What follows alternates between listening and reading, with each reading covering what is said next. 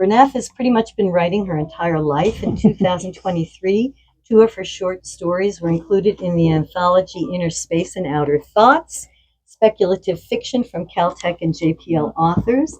She currently has a prequel to Rock, Stone, Pebble in progress, as well as a fantasy novel.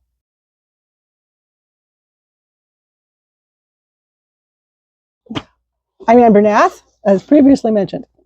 My book is Rock, Stone, Pebble, and it's primarily a Western adventure with a splash of romance, set in a world that will at first feel familiar, even though she said it was historical. You'll first feel familiar, yet you'll soon realize it isn't our Old West at all. The story follows a young woman who lives in a big city in what's called the provinces, as she sets out to visit her aunt and uncle, which requires a short coach ride across the wildlands. When her coach is waylaid, her coach mate abducted, and the coach driver runs off and abandons her on the road alone. Luckily, she's rescued by two legendary dusters, individuals who are similar to Texas Rangers in many ways. But instead of escorting her home, they take her with them to hunt down the riders who waylaid the coach, since she can recognize the man they abducted, as well as one of the riders whose face she happened to see. And so begins her adventure. So this book began when this opening scene, pretty much as I described, appeared in my mind, and I wrote a half page of the opening without knowing any of the details. Who was she? Where was she going? Who was her coach mate? Who were the riders? And what did they want with this man? I didn't even have the term dusters. I just left a little placeholder with brackets. These people needs a name. I saved the file and put it away until who knows how much later, a couple years probably, until I had the urge to answer those questions and find out what this story was about. So I have 3 snippets from the book I'd like to read to give you a sense of the characters in the story. And they're short, and we're going to start with the opening to chapter 2. And once again, I forgot to bring my reading glasses, so there's that. Okay. The coach road, a conduit between Diamond Point and Widow's Peak provinces, can be traversed by coach in less than 3 days, just skirting the northern boundary of the wide open spaces between them, known as the wildlands. I should have been on that road, safe inside a coach, dozing or planning my upcoming stay at my aunt and uncle's ranch, but the dusters, with me in tow, had deviated from the road hours before, traveling south and east across the plains, exposed now to its denizens of wild animals, adventure seekers, and ruffians, each passing moment taking me deeper into unfamiliar territory. I rode with Rock, the blue-eyed duster, his massive arms holding me securely in the saddle in front of him. His body was warm, the sun was warm, I was exhausted. My body yearned for sleep, but each time my eyes began to close, the bouncing gait of Rock's horse jolted them open again, reminding me I shouldn't be here riding horseback with a stranger across the wildlands. The wildlands. Even though I had gazed out the coach's windows several times, only now did I grasp the full expanse of the landscape. Nothing obscured the view, no structures, no trees, only scrub brush and tumbleweeds dotted the ground. Hills sat on the horizon looking small and ghostly in the distant haze.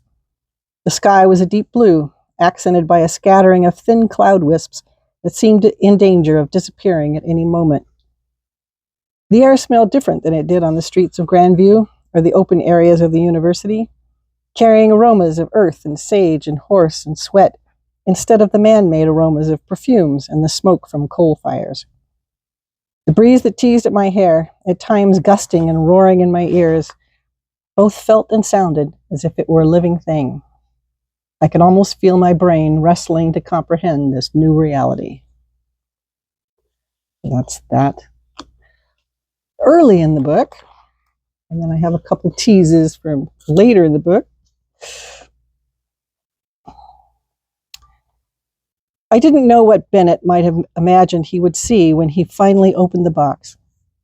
But after days of staring up at it in anticipation, he must have considered many possibilities.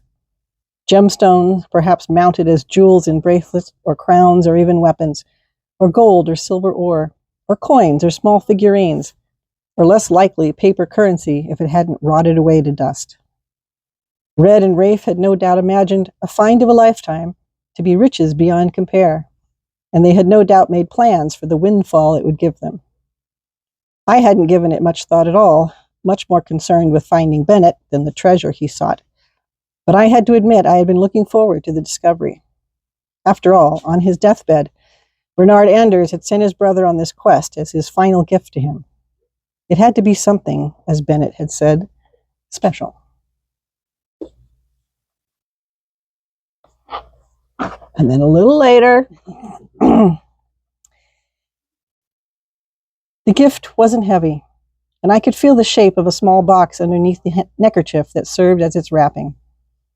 Up until now, I had avoided contemplating its contents, but I couldn't help but speculate to some degree. The box might contain something I had admired at the marketplace, jewelry perhaps, although I wondered if Rock would really give me something so significant as a parting gift. It was very possible that the gift could just be the box itself, for I had seen some lovely hand-carved boxes at the marketplace, some lined with velvet. Had I gazed at those boxes admiringly? I couldn't remember. But Rock said it was something that would remind me of our time together, so the box must contain something, maybe from both Rock and Stone, or something personal of theirs, although I couldn't imagine what. Dusters seemed to only carry necessities for the job and their survival. But I didn't need to continue to wonder. All I needed to do to find out was open it. I ran my fingers over the knot formed by the tied corners of the neckerchief and set the gift on my nightstand where I could see it when I went to sleep and when I woke up each morning. The unopened gift kept my time in the wildlands, my time with Rock and Stone, in suspension. Opening it would start the clock again. There would come a time, I felt certain, when I would open it, but it wouldn't be tonight. Those snippets. So the prequel is underway, and my nephew says that I should point out that it's sci-fi. So